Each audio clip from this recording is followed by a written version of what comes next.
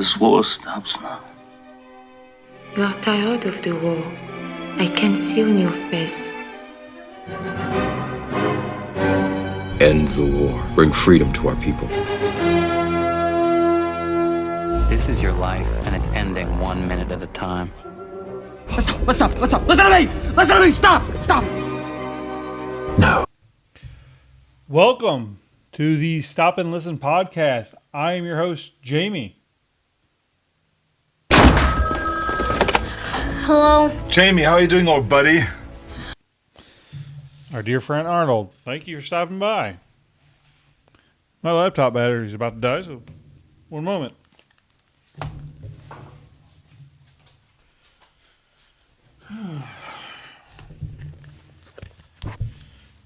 And we are back.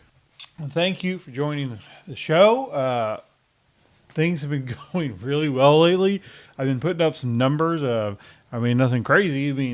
500, 600, 700 views. Got a few videos in those range, and that's awesome. Thank you so much. I really appreciate it.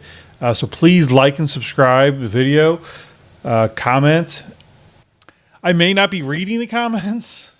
I read one. For some reason, I clicked on one the other day, and it wasn't very mean. She just didn't like that I said something positive about Trump, and I didn't really comprehend much more beyond that. But I guess starting off, I hate doing this. You know, it took me like a moment before I put this sticker. I know that some people don't know what that means, and they think that's disrespectful to the flag. And that's not what that means. I remember growing up, like Rage Against the Machine was, their heyday. They went on Saturday Night Live and put a American flag upside down on their guitar amp, and then were kicked off. Now, according to U.S. flag code, the flag should never be displayed with the Union down, except as a signal of dire distress in instances of extreme danger to life or property. And if you don't think our country is in distress, this is not the podcast for you. And I will keep repeating myself on that one until I get a different sticker. And I'll feel like a total bitch when I take the sticker off eventually. Negative when I see dislikes on my video. I wonder, because I haven't said it every time, so I'm going to say it every time until I find something to replace it. The U.S. flag code, though, Joe, if this upsets you at all or whatever, it's worth a read. So, according to Cornell Law School, the flag should never be used as wearing apparel, bedding, or drapery. It should never be festooned, drawn back, nor upon, nor up in folds, but always allowed to fall free. Flag should never be fastened, displayed, used, stored in a manner that is not permitted to be easily torn, blah, blah, blah. The flag should never be used for advertising purposes in any manner whatsoever. It should not be embroidered on such articles as cushions or handkerchiefs and the like, printed or otherwise, and pressed on paper napkins or boxes or anything that is designed for temporary use and discard. Advertising signs should not be fastened to a staff or halyard from which the flag is flown.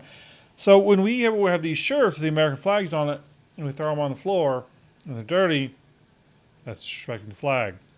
All the crap we throw away stuff with flags all the time. We've all been disrespectful to the flag according to the flag code, but let's just not be disrespectful to our country. This is not meant out of disrespect for our country. I love our country very much, my country. I'm a Native American, in fact. I've never been to any other country, and that may have been controversial, but it's true.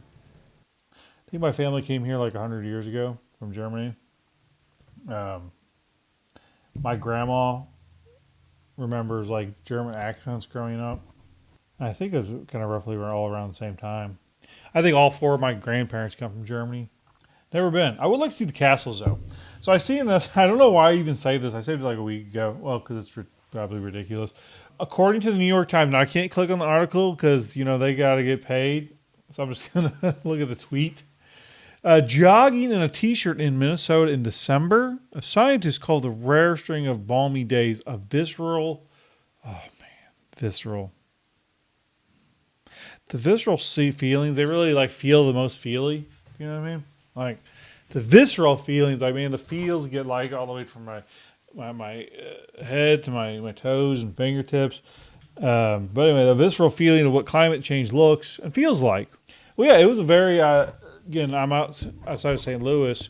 It was an awesome December temperature-wise. I work outside, so I'm not complaining. It was like 60 degrees Christmas Day. Fine with me. Yeah, that's about a week ago. Extreme cold grips the Nordics, breaking record in Sweden for coldest January night. Well, the Earth keeps on turning, spinning and spinning, and the weather tries to keep up, and we have solar flares, and I know so little about science, like so little. It's kind of crazy. I mean, I could parrot a few things that I've heard along the way about certain things, but generally, yeah, I'm quite ignorant. These guys aren't doing so good, but I guess Minnesota, huh? So Minnesota, I guess you can pack away your coats. It's never going to get cold again. So I seen this on the Twitter, on X. So this was some signage up from a while ago. Special privileges New York women have secured under male suffrage.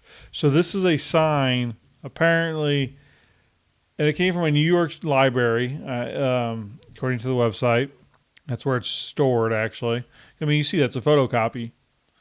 So I wanted to be able to zoom in on this. I'm just going to read it and try not to get myself in trouble. Married women not required to contribute to support a family.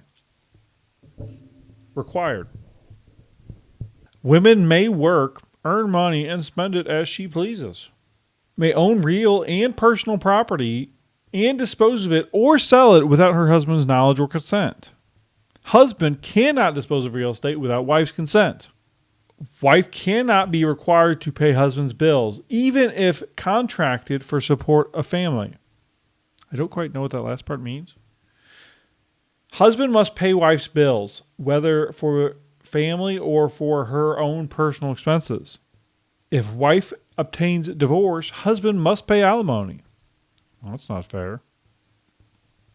If husband obtains divorce, even though wife's fault, she pays nothing. Wife may have millions and cut her husband off without a cent. Husband cannot cut off wife without dower right. If husband owns home, he cannot sell or mortgage it without wife's consent. If wife owns it, she may do as she pleases with it, and without consulting him at all. If husband fails to support wife, he may be arrested and prosecuted criminally. Wife cannot be compelled to support husband under any circumstances, no matter how rich she may be, nor how poor he may become. A father cannot, by will, appoint a guardian for minor children against the wishes of the mother. All women are exempt from military service, and all women are exempt from jury duty.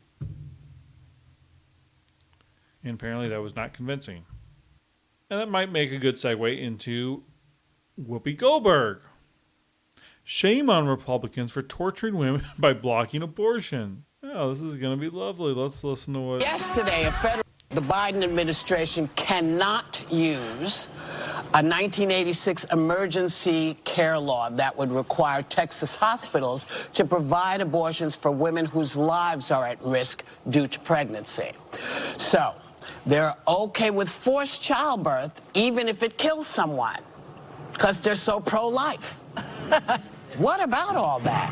Who said, no, you just have to stabilize her. I think this is going to go further. I think this is going to go beyond this court, because I think they got that wrong. And I am not a proponent of abortion, but they got this woman wrong. is sitting here now.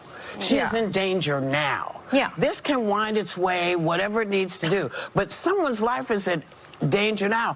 For me, it feels like this is just a power play.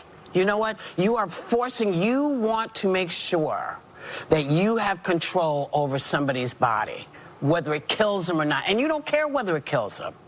You don't care that you are tearing this woman up. She didn't want to have an abortion. She wanted a baby. The baby is not viable. She doesn't want to go through this, and yet you are sitting there allowing this torture to happen. That's what's wrong, is you are torturing someone and you know it. Shame on you. So I don't know how I'm going to cut this up. This is like a 9-minute video. And I've bit my tongue several times. Just how Whoopi paints giving birth or having children torture. It's torture. Well, if it's torture, I mean, there's billions of people on this planet thankful that women are willing to go through that for us. Thank God. Literally thank God, and then thank women. You know, I hope any of you women out there, you ever get pregnant, I hope it's a pleasant experience. I hope it doesn't torture you. That's not good. I mean, there's a line in the Bible about people being... I'm not going to even try. I'm not just going to talk out of my ass on the Bible and quote it completely wrong. I will say this. The health of the mother, they've already brought in the argument of mental health. Or no, you have to abort the baby or you're going to die. With modern medical practices, is that really a great danger? And now if they are... One thing I would disagree with, I think, is if states didn't allow women who were raped, if you're raped and then 6 months later you want to abort the baby, no. But if a woman is raped and then goes and takes the morning after pill, if that's not allowed, I don't know. I don't think I would agree with that. Everything I've ever heard is that all these exceptions that they're referring to that they're saying aren't there. In which, I mean, there was just a big thing in Texas. So, but that wasn't the life of the mother. That was viability, long-term viability. Yeah, I'm probably going to cut the crap out of this. A friend of mine sent me like a meme, I guess, or whatever, of a tweet, or I don't even know how you refer to it. And it's misgendering a pet can result in serious micro-subconscious distress. Pay attention to clues. Your pet will let you know his, her, their identity through things like body language, toy preferences, and reaction to gendered pet clothing. You know, and I'm like, is that legit? Like, the fact that one doesn't immediately like know whether that's satire or not, it's Bizarro World, that's for sure. And I looked at her profile. Anna Lesby, PhD, gays for Gaza. I just don't know. Like, if this is satire, this person behind this is good. I try to. I mean, her following is who she is following. ACLU, which I mean I'm following. Rashida Tlaib, who I'm following. Elon Musk, who I'm following. Black Lives Matter, who I'm following. Ibram X. Kennedy. That vegan teacher, Kamala Harris. AOC. I'm like following most of them. But then when she says, who are her followers that I know, the woman from Libs of TikTok and Wokeness, Jay Bhattacharya, he's a doctor, Moms for Liberty, Jenna Ellis, former Trump attorney, Scott Adams, people, Alex Stein, Dinesh D'Souza, Robert Malone, Joe Rogan. So people whose center or, lean a little bit to the right. I think it's parody, but it's damn good. The president of Harvard has stepped down after the controversy started when she couldn't condemn anti-Semitism on Harvard campus outright, and then they started looking at plagiarism, and that just...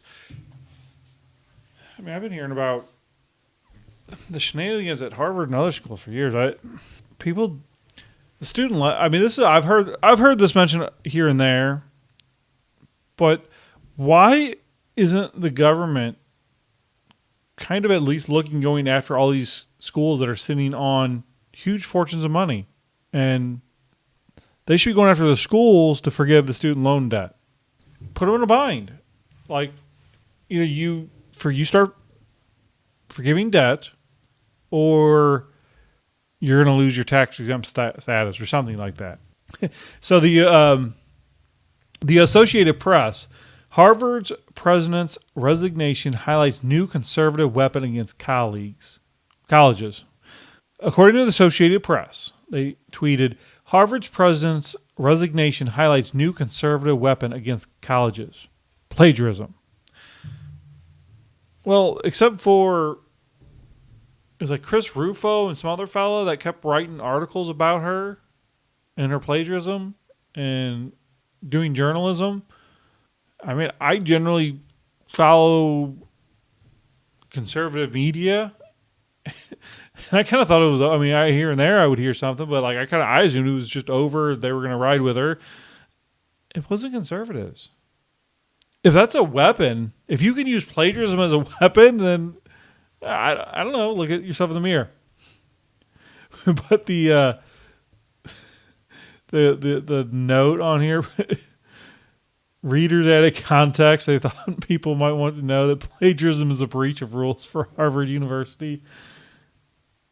Elon said, once again, community notes for the win. Gay repeatedly violated Harvard's rules against plagiarism. Source Harvard. Hodge twins say community notice fire.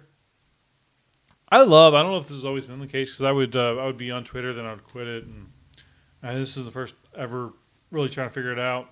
That people you follow, if they comment on the post, that they show it first. That's awesome. But Race Hustler, the Al Sharpton of today, Ibram X. Kendi, says this is journalism, getting closer to what truly happened and why the plagiarism allegations came not from her academic peers, but her political foes, led by conservatives, who sought to oust Gay and put her career under intense scrutiny in hopes of finding a fatal flaw. Well, back in the 80s, Biden dropped out of the 1988 presidential campaign because he got caught plagiarizing a speech. Stealing people's work used to not be okay in this country. Now you can steal it, burn it down, do whatever take it home with you, whatever. If you click on Ibram X. Kendi's tweet, the Hodge twins are at it again. Seth Dillon, who's from the Babylon Bee. That's awesome. See, here's the problem with the left. And I have noticed I need to stop talking with my hands so much. I need to chill out. So I'm going to be working on that one. But anyway. Train of thought. Okay. So if a conservative, or somebody on the right or whatever, I don't believe we really have, real conservatives don't have different standards for our side versus theirs. If someone breaks the law, they should go to jail no matter what political party they are or what podcast they go on, or we need cultural standards. Not everything is a weapon or racist or hateful. Some things just are what they are. You do this, we don't hate you, Miss Gay. You shouldn't have been put in that position in the first place, because everything that came out could have easily have been known before they made that choice. Harvard created this situation.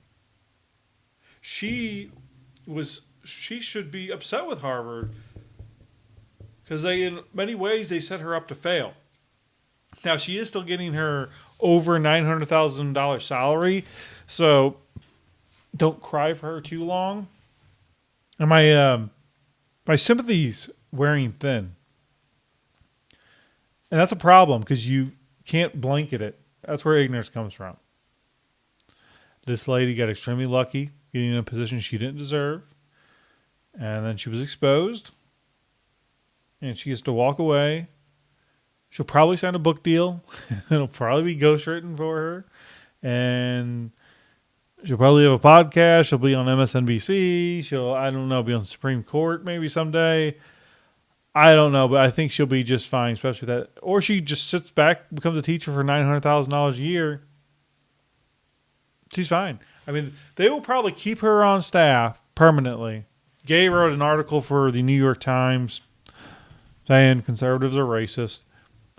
I don't give a shit who's running Harvard. Doesn't matter one bit to me. I mean, generally it would be, yes. I mean, I suppose if I could pick the head of Harvard, I would find somebody who's very educated, who thinks like me, and I would pick that person. If I could be that biased, I mean, I could do that with everything. We all could. So, Miss Gay, if this is the last I'm hearing from you, goodbye. I'm sure I will not see you at the unemployment office. So that's all I got for today. Dave, this conversation can serve no purpose anymore. Goodbye. So thank you for listening. Thank you for stopping and listening. Appreciate it. Hope you enjoyed. Please like, subscribe, follow James Jost at Stop and Listen Pod on the Twitter, the X. I will see you next time. Goodbye.